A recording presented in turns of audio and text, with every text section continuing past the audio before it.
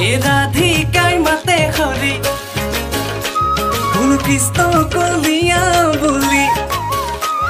এ রাধিকাই মাতে হরি কৃষ্ণ কলিয়া বুলি বিয়াকুল হত গোপী মহিলা তুমি মুদাৰী এই শিঙা বাজে বেনু বাজে বাজে কৰতাল চৌপাশে নাচে গোপী মাজতে গোপাল চৌপাশে নাচে গোপী মাজতে গোপাল এই ধেনু চদাই বাঁহী বজাই মোহন মুৰাৰী মন গুল কৰে শুনি গোপনাৰী